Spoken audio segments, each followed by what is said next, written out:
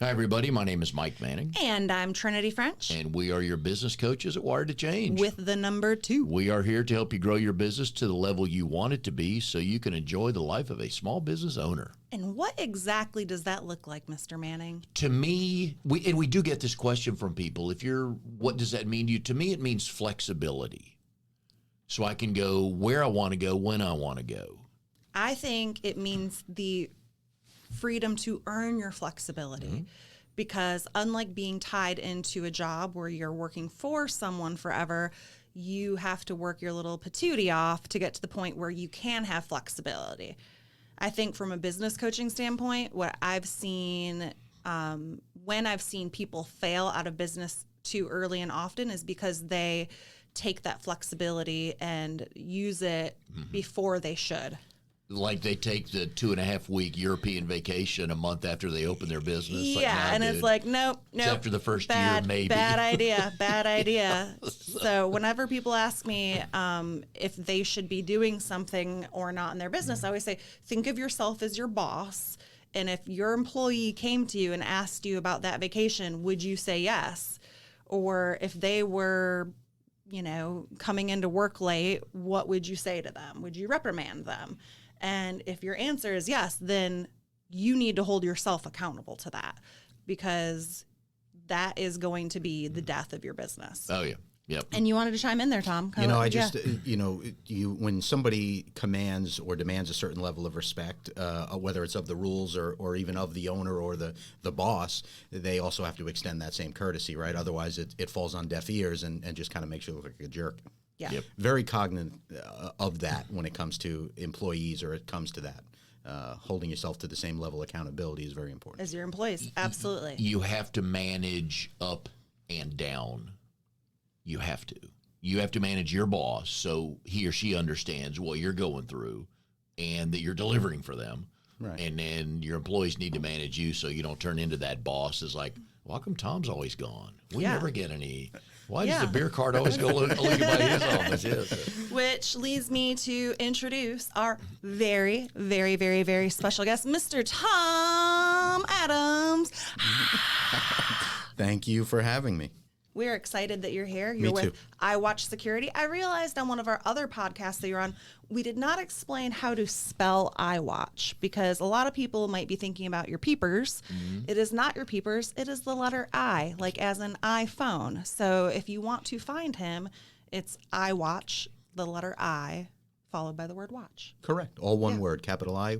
Watch, Perfect. one word. Just wanted to get that out of there. Business partner Brian Smith came up with that name over 10 years ago, and that was the name that stuck. And I think he did a little bit of thought into that and even reached out to some other colleagues and folks that he had been in the world with before, and that was the birth of IWatch. I've always known it as IWatch. I wasn't a part of the original coming up with that name, but IWatch your home or business so you don't have to was sort of the tagline at the time. Nice. And you'll still hear me say that occasionally as well. Awesome. And speaking of business partners, Yeah. that's going to be our topic today. We love talking about business partnerships. Mike and I have a business partnership. He is my work husband.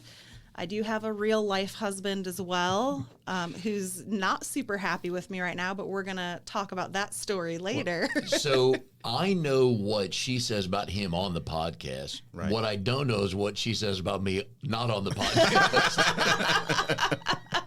Right. And you know what? I'm 59, really don't care. So if she comes in one day and says, I'm no longer working with you, okay, now you have my attention. Up till then, pretty much, just don't pick on Oliver. Otherwise, you can say whatever you want. Never pick on Oliver. Much more comfortable criticizing you behind your back. Oh, could care less.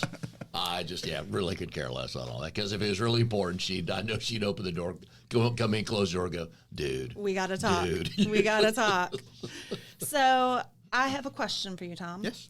You have been in businesses, running businesses, working as a business owner. You've also had one boss that you worked for a while you were managing a painting company. Yep. Of all of those years of being in and around businesses, small businesses, what is your greatest business success? You know, I think the ability to make money is always why we're in business, right? Profit is always the biggest thing. And I think the biggest success is we've had success despite all the ups and downs that have come through our business, whether that was employee problems, whether that was in the 90s when the Home Depot first really hit and everybody knew what everything was supposed to cost and everybody could do everything on their own. It sort of devalued what we had spent our time building. We weathered that storm, whether it's 20 years later, we're in the security world, and now the DIY market has come. Not to mention you throw in COVID and some social unrest and things that are going on now. We've just always sort of kept our eye on the prize and moved forward, and I think we've always had success despite the obstacles. Sometimes it is about making money. Other times it's about providing for others, and that your employees and people that work for you are very happy, and so are your clients. And sometimes, although we go home with a small paycheck as a business owner, it still feels good to make both our employees and our clients happy, both on the painting side or on the security side, really. Yeah, absolutely. What would you say is the biggest hurdle that you've been able to overcome? Geez, that's a tough one. When it comes to personally or just as the overall business, would you? Either. Yeah. I think it's always been very, in my mind, it's not how you are when things are good, right? It's how you perform when things are bad. And I think we've just always done a very good job at staying level-headed. And I think when people look at you and realize, my gosh, what's going to happen to our business? Or are you going to have a paycheck for us next week? Or are we going to even still be in business with everything going on? The ability to stay calm and know that we're thinking about it and planning for those type of things, and the support system around us, I think is probably paramount. And I think being able to have the ability to do that is what's translated into success through these years. Yeah, the ability to stay calm in the time of crisis, which we're going through right now. I mean, there's rioting happening, there's protests happening. People's attention is definitely right now on everything that's happening in our country. And that is something that as small business owners, I mean, I struggle with it because we do a lot. I know that you guys do a lot on social media. I do a lot on social media. And there's definitely been times in the last week and a half that I've been like, well, I'm not going to post anything about my business because I just don't feel like it's the right time or place, because I would rather post something about like the Black Lives Matter movement than anything else. So, but at the same time, now I'm not supporting or growing my business. So it's like there's hard choices that you have to make. For sure. During these times. Absolutely. We try to stay away from a lot of that stuff as a business. Most of what we try to focus on is what we can control. Right. And that's really what we've always been about when it comes to, social problems that are going on, or whether it's just about business related problems. And just your family is Correct. A snapshot of what's going on today. We just talked about that the other day, yeah. right? I mean, I'm really, what I can control and who I can protect is really what we're about. Yep. Before we roll into talking more about business partnerships, you are sitting here with two business partners that are also business coaches, and I would love to know, what's one question that you have for us that we can answer for our listeners? Oh, well, that's a tough one. That's a curveball. We told you we weren't going to throw a curveball, but we did. I thought we just shook our head. I don't think we agreed to it. I think there's lots of different reasons why people do business with people. And sometimes that's directly related to, hey, I like this person, or I like this company and what they do. But in all of it, I think it's about consistency. And I think that when there's a vision from the top down, everybody has to agree, and you have to have buy-in. Not every employee has to understand or like every decision that a business owner makes, but they have to be in agreement, and it has to be consistent. So I think I guess my question would be, how do you present that to an organization? On short notice, that's my answer. Great. I'm big on anything, and I'm a member of Toastmasters. My group meets every Monday morning at 7:30, which is wonderful. It's a little late for me, but I can show up at 7:30 in the morning. And there's 3 speakers every week, and my group knows that if you tell me the why, you got me hooked. If you just tell me the what, I'm going to zone out, think it's 5th period chemistry class in high school, and you've lost me. But it's the why, going back to the vision. Trinity tells her people, this is why you have to do these 12 things before the buyer ever walks in the door. Right. Then you can understand, instead of just check off these 12 things, and they're going to, you know what they're going to do? They're going to check off those 12 things. Yes. Instead of the why, and then they get it. And that's what's become clear to me over the years as I've managed people and had partners is what's the why. Right. And one of the first things that we work with our coaching clients on is identifying their core values. And when I first learned about how we approach core values now, because it's something that I borrow from EOS, the Entrepreneur Operating System. I used to think that core values were hokey and stupid and things that you just like slapped on a poster, put on the wall, and that was it. But really what core values do for an organization is allow you to have a set of values that already exist, right? So they're not things that they're not aspirational values. It's things that you're pulling from your company that already exist.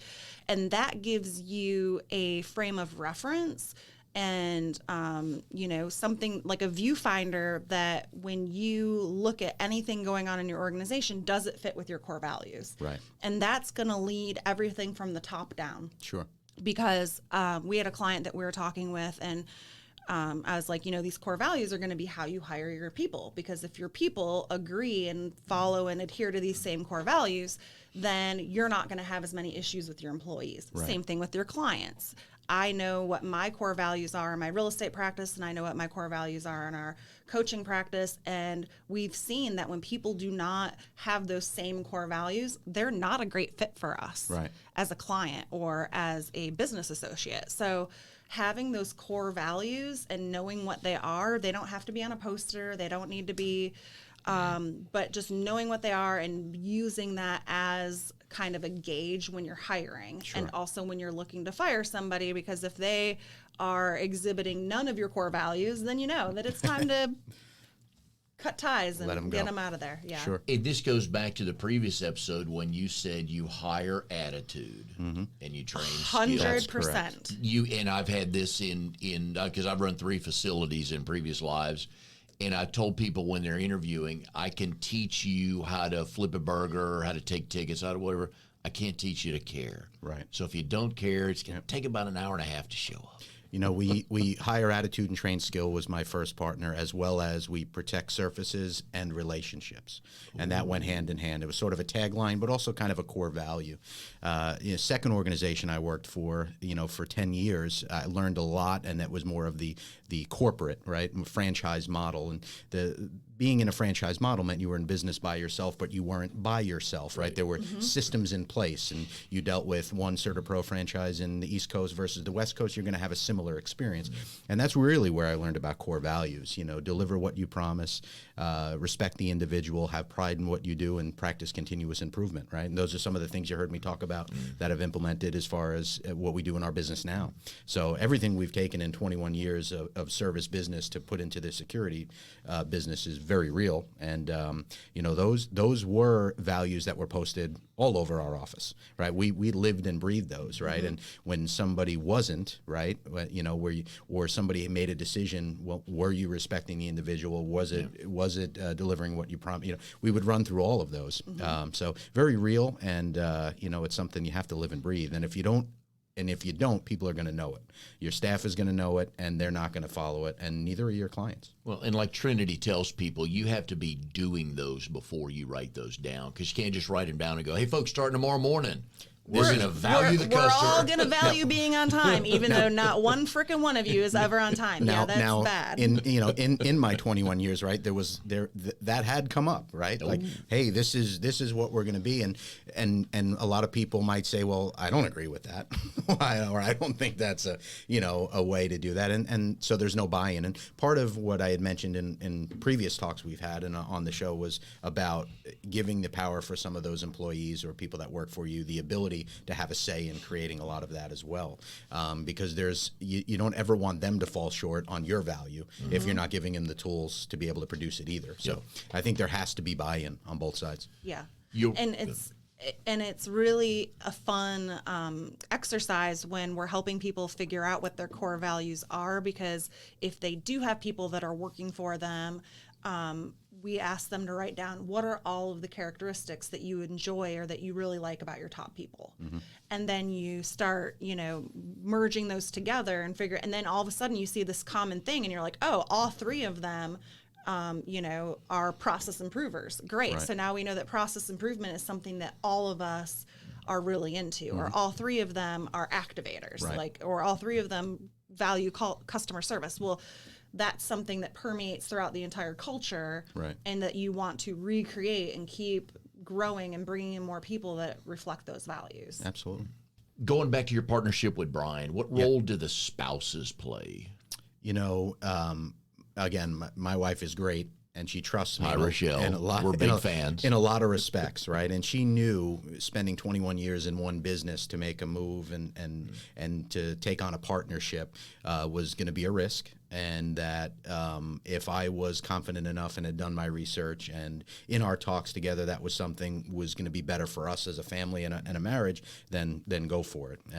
So for me, I just needed to have that support. But ultimately, we have mutual respect and trust for each other. So it wasn't something that was hard for us to do. The business had been in business for over just about 5 years. It wasn't a business that was destined to fail as a brand new business. It had been great reviews, great staff, great product. So for me, and I had known Brian for 15 years. It wasn't like, at the time, 10 years. So I knew what his business was about. We had been in B&I together 15 years ago. We had gone out to dinner with him and his wife. So it was not something that I was scared of necessarily. And my wife was supportive of that, for sure. Because our spouses have different roles in our coaching business. Scott obviously listens to all the podcasts. Hey, honey. And he provides us wonderful feedback on podcasting in general, especially when he first started, because he's a big podcast listener. Right. So he would just throw nuggets at us left and right. You ought to think about this, try that. And we're like, a lot of these make sense. Whereas Becky's just kind of more behind the scenes. That if I have an idea, I'll run stuff by her. Right. Usually it's organizational skills. But that's good as long as they know you're managing their expectations. You're not going to go to Rochelle and just dump on her one day about something or run something by her that she's not in a position to handle. And I'm guilty of coming home and I've got my work to do and I might spend an hour or two at night at work, whether it's before dinner or after dinner. And I can shut off business, right? And I don't I'm probably guilty of not talking enough about business or what goes on, right? Part of it is because, when business maybe isn't that great or you're going through a dip, I don't necessarily want to give her any more information and make her feel uncomfortable. And at the same time, it's one of those things where I'm kind of keeping it afloat. And everybody's laughing here at me. We're giggling because we took some pictures and I'm just cheesing it up hardcore. Those will be posted on social media at some point. Yeah, that's fine. Cheese. That's fine. So. Go ahead with the next question. I got to read here. The fact that I made Mike speechless is like, I kind of feel like I want to give myself a trophy right now. I thought my kids graduated and left the house. Oh, the broom is supposed to touch the floor. God. Oh, so Tom. Yes. Other than good giggles, which thank you. I always have so much fun talking to you. Yes. But what would you say were some of the characteristics that you looked for in a business partner? Somebody that was not afraid to make a decision. Is very important, I think, when it comes to being in business. Whether that becomes the right decision or the wrong decision, the decision is made. And I feel oftentimes in business, and in both businesses I've been, sometimes we're afraid to make that jump or that leap. So having somebody that is ready or willing to make a decision, and sometimes it takes a lot to grow. And that was something we needed to do in order to sustain two owners and in both of my businesses. So I think the ability to make decisions was important. And somebody that really was 100% on the value of having a partnership.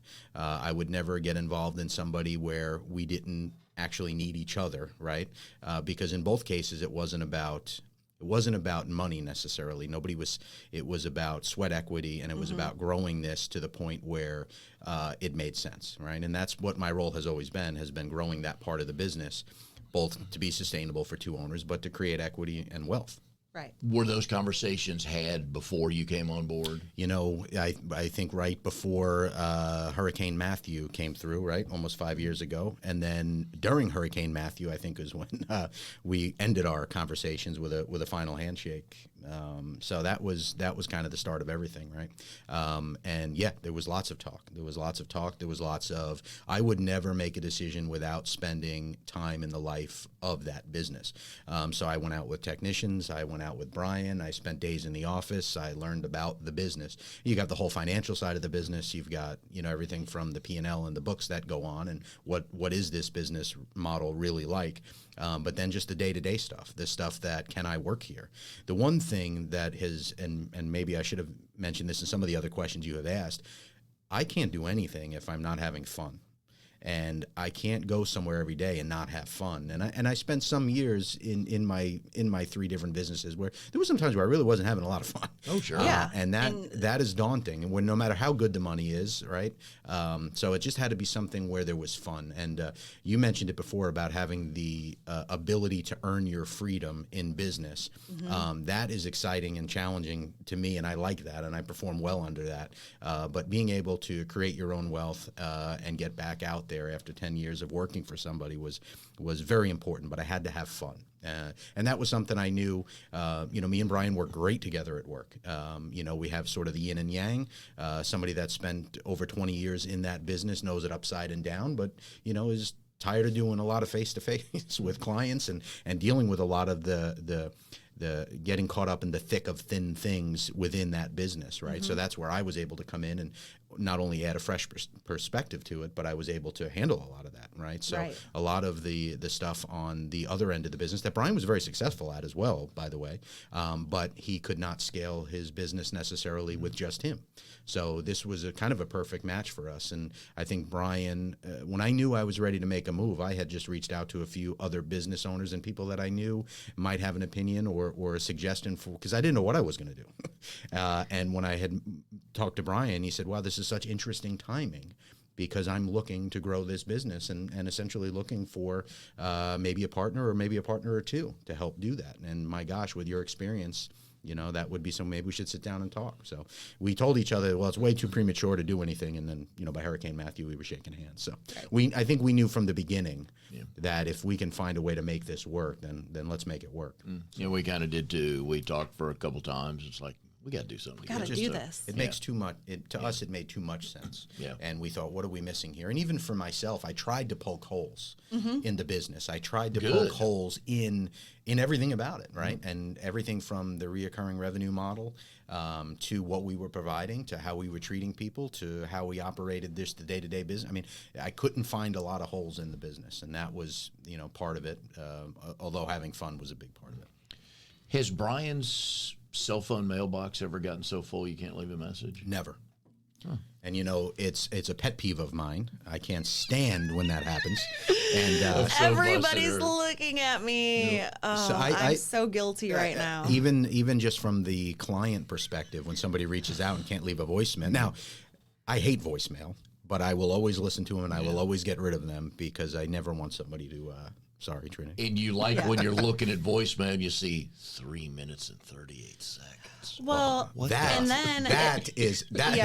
I will never leave anything more. I mean, a minute is the max. And I will always apologize and say, I'm sorry for the long-winded message, but it's usually because somebody's not a texter, not a email person, and they need that voicemail. Well, and if somebody's going to leave me a voicemail, I'd rather them leave me a longer voicemail that actually tells me something than a voicemail that just says, hey, give me a call back. Yep. Well, you do hate that. Yes. That drives me freaking crazy because I'm like, I'm going to call you back because you called me. What about the phone call without a voicemail or without a text?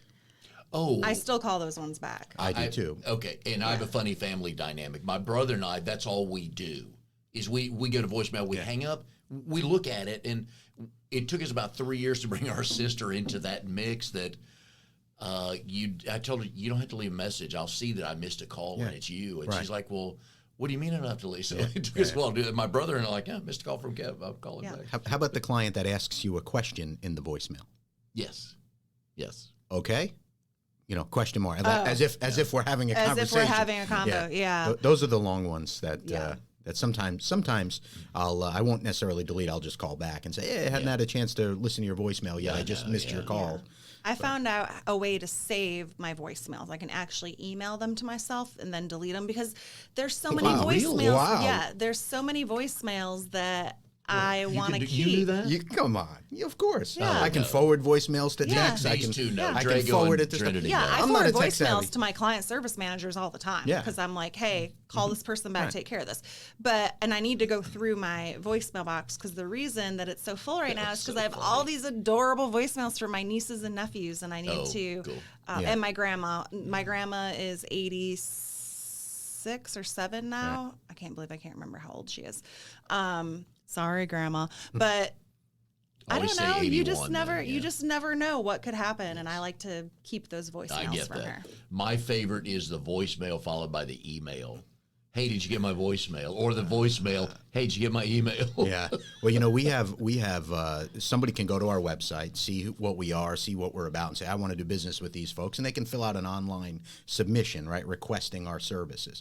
So they'll give an email. They'll have a phone number. I will pick up and call first, right? And I believe in the phone call. If I don't get them and maybe half hour goes by, I will send an email as well. But my email clearly states, thought I would follow up my recent voicemail with an email. I understand that can be sometimes more convenient for our clients, right? Because people don't always expect to put that information in and then they turn around and go back to their work computer or they walk into their meeting and all of a sudden I'm blowing them up. So I like to follow that one up, but not unless there's a serious issue will I do that. The stinking voicemail. So I called Trinity last night and I got mailboxes full because I was going to leave a short message. There was no action on that. It's just a reminder about today. We had a couple things going on today.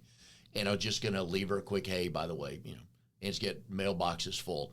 So I hung up and I thought, how much fun do I want to have with this? And I thought if I really wanted to have fun, Scott, put your wife on the phone. I would have called you.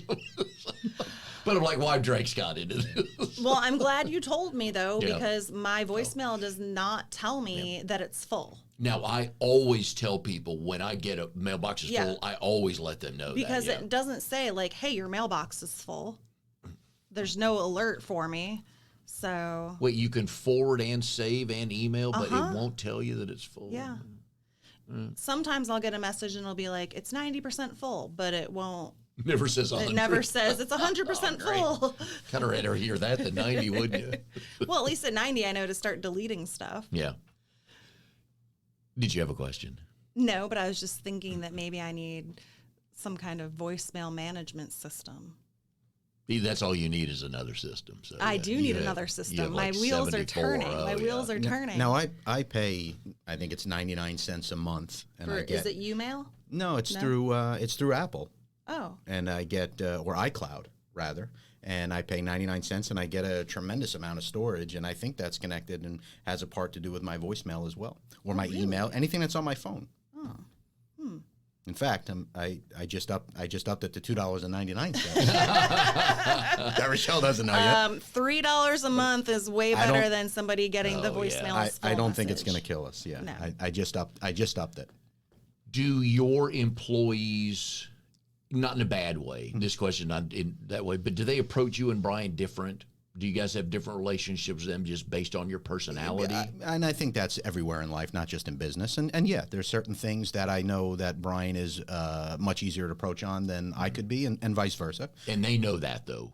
I would in a good way. Yeah, I would say 100%. I think that's I know our people pretty good, and I think that I would say that 100%.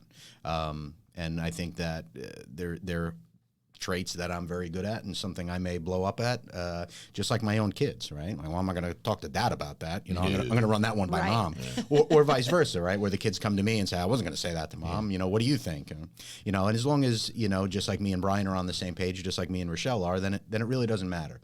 As long as they're not pitting you guys against each other. Correct. But the message. The kids or the employees? Both. No, the kids' job is to pit you against each other. The employees should not do that. That I can't stand at home. Yeah. But as long as the message is is consistent, right? And as long as they're getting, they're going to get the same answer. It's just going to be in a different way. Yeah. And so that's important. But I also, in my years of experience, working somewhere where you can't voice your opinion or you can't ask certain questions or you don't feel comfortable, that's a big problem, you know. And I really have gone out of my way to make sure that everybody that works for me or works for BuyIn has the ability to talk. And that's something that I just, even with our techs, I mean, I'll do a daily check-in with everyone. And that's just to say, hey, we're here. You know, what do you need? What's going on? What's happening? You know, because I don't want it to be the only times we talk or when there's something bad. Wrong. Right? Oh, yeah. There's always got to be that. And our guys and girls all have their families. They have their own kids. They have their own hobbies. There's lots of things. And if I didn't genuinely care about my people, they are not going to care about my business. Yes. And that has been something that got lost for me in my career path. For some years, I felt that way. So I've gone out of my way to make sure we create a culture of, hey, we don't get to do a meeting every Monday morning because there's always something that comes in play, but we have the open dialogue and communication always. And I'm glad you do that, because another previous podcast with Sarah Madras, we're talking about bosses, and we all agreed that the worst thing you could hear from a boss is, hey, my door's always open. Putting the entire 100% monkey on your employee's back. Right. So that's great that you just text them. So it's like, oh God, Tom's calling. Yeah. What's wrong? Right.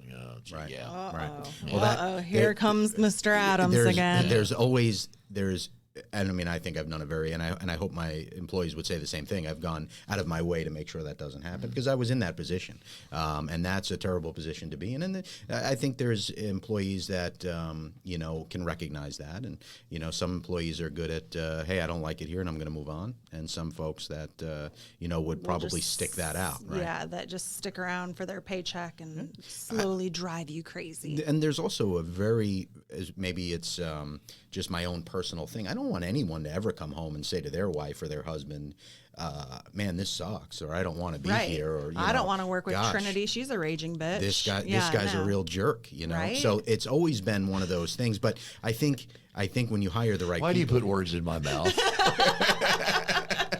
Why do you do that to me on air? Well, you got to find the right business partner. You do.